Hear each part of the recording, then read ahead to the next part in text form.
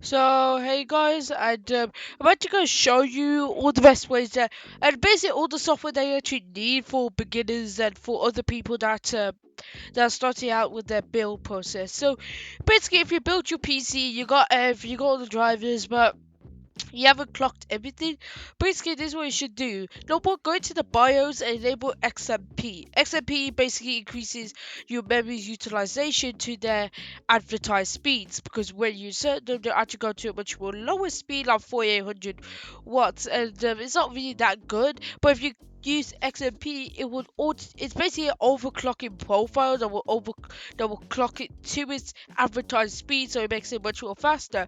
With that, if you get a quick CPU, and if you don't know what that basically is mostly a way in order to just simply tweak your system power plan by actually increasing the performance and everything else. You got to do this by basically increasing all the scales to 100 over here.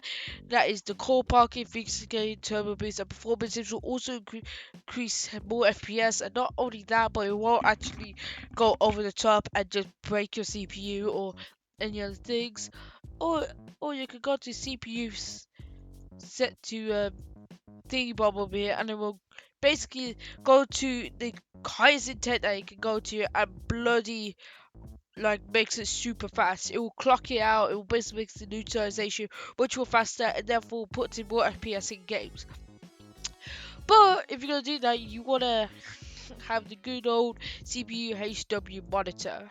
Basically, this is actually a piece of software that you actually need in order to simply, well, it will simply do well.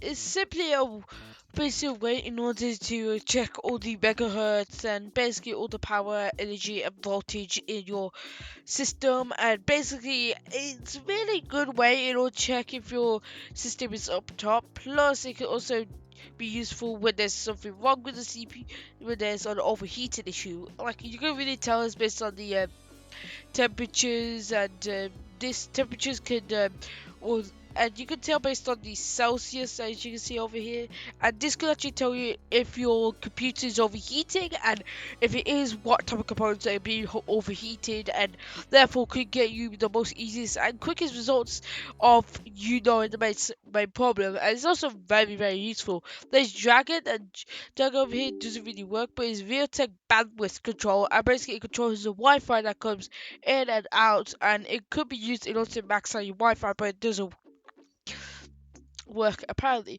But if you're actually into, into actually going to game files and taking the videos out and viewing them and exporting them, that video tools will be actually very useful. You can do it to GTA or Watch Dogs over here, and it actually works. This is actually the main menu screen for Watch Dogs, and I'm able to do that quite simply by having big video. And if you don't know what that is, basically they all use big videos, and big videos are basically a way in order to make it so they can only run in game but it can't be run anywhere else. But thanks to this, you can actually run just still run it. So if you have that with it, and you could just simply run any game file videos, and therefore you can extract them and put them in the background of yours. And if you're of course gonna have a live background, you can have some lively wallpaper. Lively wallpaper is basically a way in order to set any MP4 or basically anything really to your background. So basically, click on the plus logo, then you click on open. You can also use videos also. So basically, then you want to go to downloads. You want to find that one video. It should be somewhere here. So maybe it's this one. Nope, it's clearly not that video, but you can clearly see that it has changed, and it's soon gonna change to that one video. If you can, of course. But I will quickly pause it. So basically, I managed to find it, but since you actually have it, you can rename it to like Watch Dogs 2. basically, and I could do this thanks to Big, thanks to Rad Video Player, because you can also extract with it, and therefore you can extract it and then basically put it into like your live wallpaper that could just be used as your live wallpaper. And the main advantage is that this one actually takes up way less space. Basically not on the CPU and RAM, but not that, but if you're in the other application and you're not focused on it, you could just simply, it will simply pause itself, and therefore will be much more better and